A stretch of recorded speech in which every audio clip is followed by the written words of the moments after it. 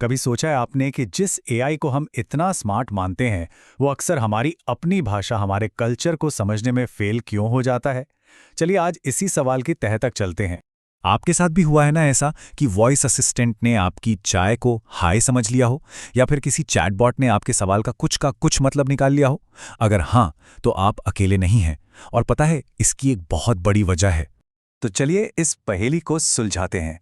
देखिए, सारी प्रॉब्लम की जड़ है वो डेटा जिससे एआई सीखता है, मतलब जिस पर उसे ट्रेन किया जाता है।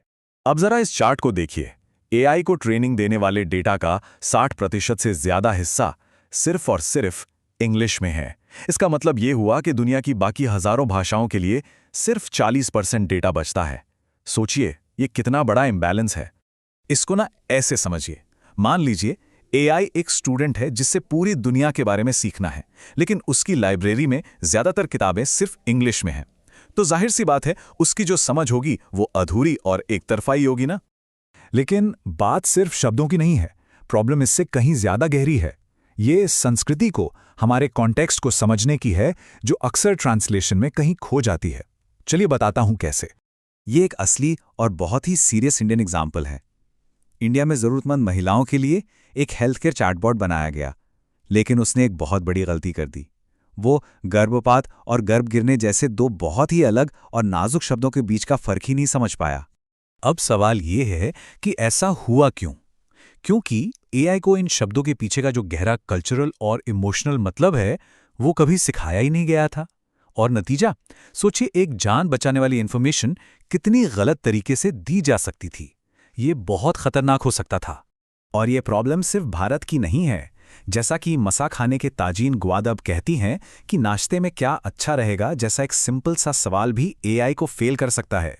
अगर उसे हमारे लोकल ट्रेडिशंस के बारे में नहीं पता है, तो वो आपको पोहा या डोसा के बजाय पैनकेक का सजेशन दे सकता है। तो एक बात तो साफ है, ये जो गलतियां हो रही हैं ना, ये कोई इत्तेफाक नहीं है।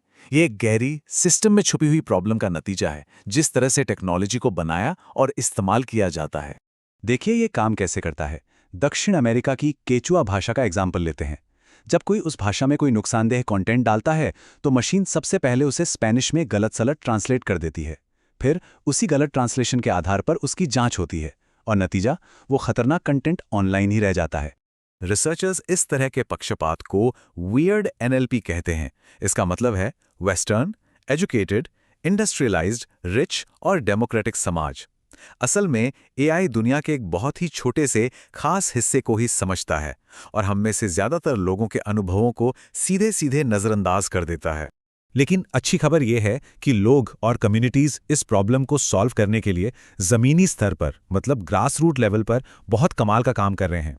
ये लोग अपनी भाषाओं के लिए बिल्कुल नए डेटा सेट बना रहे हैं, दादी नानी की कहानियों और किचन के नुस्खों को इकट्ठा कर रहे हैं, और तो और अपनी भाषा के लिए एआई मॉडल खुद बना रहे हैं, ताकि टेक्नोलॉजी सच में हम सबकी आवाज बन सके।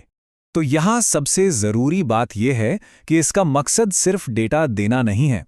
असल मकसद है कम्युनिटीज को टेक्नोलॉजी बनाने के पूरे प्रोसेस में असली ताकत देना, ताकि वो अपने लिए सही चीजें बना सकें।